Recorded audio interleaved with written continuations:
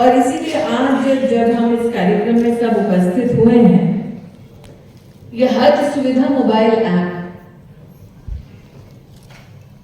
इसको इतनी तवज्जो क्यों मिल रही है, आज बतलाना चाहते हैं।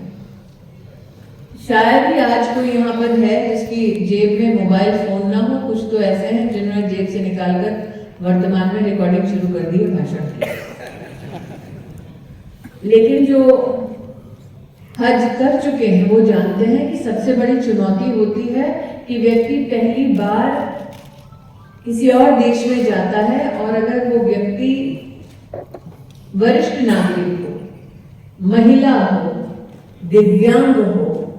अथवा उनका कभी भी अंतरराष्ट्रीय ट्रैवल का अनुभव ना रहा हो, तो उनकी सबसे पहली और बड़ी चुनौती होती है कि उनका लोकेशन क्या है वो समझना। हज सुविधा मोबाइल ऐप के अंतर्गत भारत सरकार, हज कमेटी ऑफ इंडिया और सरकारी तंत्र में महकमे में जितने भी ऑफिसर्स तैनात होंगे वो आपकी लोकेशन भी बता पाएंगे और एप्लीकेशन में एक ऐसा, टीपी साहब बताएंगे पूर्णतः, एक ऐसा आपको ऑप्शन भी मिलेगा कि अगर आप भगवान ना करे किसी मुसीबत में है तो उस एक बटन को दबाने के बाद अफसरानों को पता चल जाएगा कि आपकी एग्जैक्ट लोकेशन क्या है, भले ही वो हाजी उस लोकेशन को डिस्क्राइब ना कर सके। दूसरा, हमने जितने लोगों से चर्चा की उसमें पाया कि सबसे बड़ी चुनौती ये भी होती है कि इंसान भी गुम जाता है, लगेज भी। तो हज सुविधा ऐप के अंतर्गत लोकेशन में हाजी का लगेज कौन सा है उसको भी आइडेंटिफाई करने की सुविधा डिजिटली इसमें प्रोवाइड की गई है। स्वास्थ्य मंत्रालय की अनुपस्थिति में ही सही, लेकिन आज उनको विशेष आभार व्यक्त करती हूँ कि उन्होंने हाजियों की सुविधा को बढ़ाने के लिए विशेष स्वास्थ्य मंत्रालय से, जनौषधि केंद्र से क्या दवाइयां चाहिए, डॉक्टर्स कितने चाहिए, नर्सेज या नर्सिंग स्टाफ कितना चाहिए, फार्मेसीज, हॉस्पिटल की क्या व्यवस्था करनी, इन सब पे अपना योगदान दिया। लेकिन साथ ही आप इस ऐप के माध्यम से ये जान पाएंगे कि हज के वक्त भारत सरकार द्वारा सुनिश्चित की गई हेल्थ की, स्वास्थ्य की सुविधा कहाँ कहाँ है। वरना अक्सर इंसान मुसीबत में होता है तो एक दूसरे से पूछते पूछते ही बहुत ही देर हो जाती है और इंसान को त्वरित रूप से स्वास्थ्य की सुविधा नहीं मिल पाती है। तो इसीलिए इस ऐप में हेल्थ की सुविधा कहाँ है वो तुरंत चिन्हित करने में मदद होगी। कई लोग इस कश्मकश में भी रहते हैं कि हिंदुस्तान का आईन तो पता है लेकिन सऊदी अरब में क्या रूल है ये नहीं पता।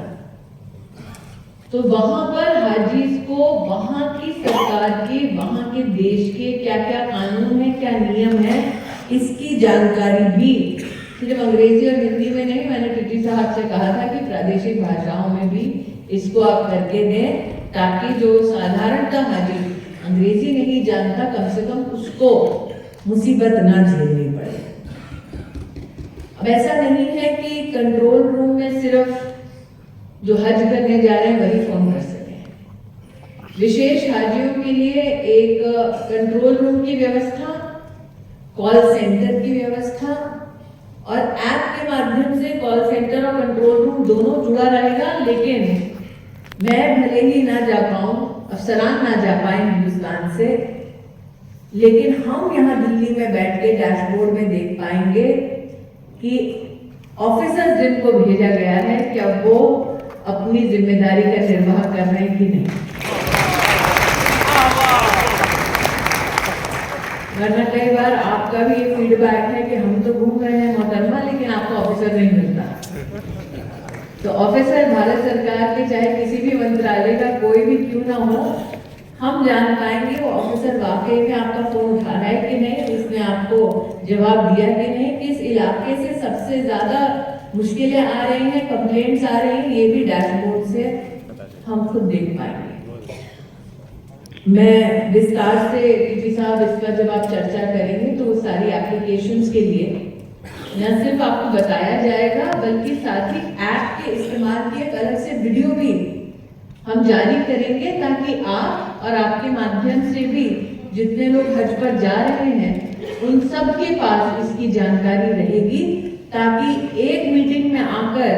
शायद सारी बात समझ ना आए, लेकिन अगर रेफरेंस के लिए वीडियो चाहिए तो वो भी प्रादेशिक भाषाओं में आपके लिए उपलब्ध होगी।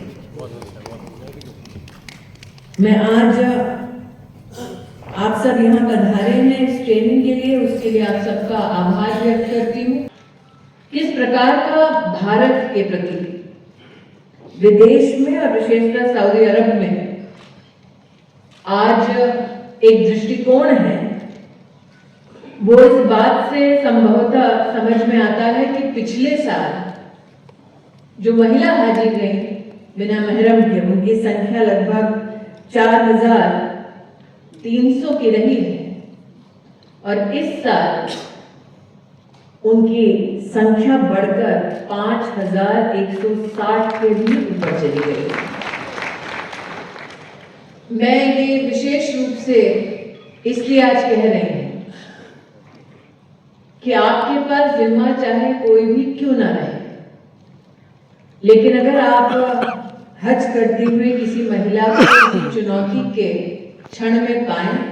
तो निश्चित रूप से आप उनका सहयोग करेंगे, उन्हें सही राह दिखाएंगे।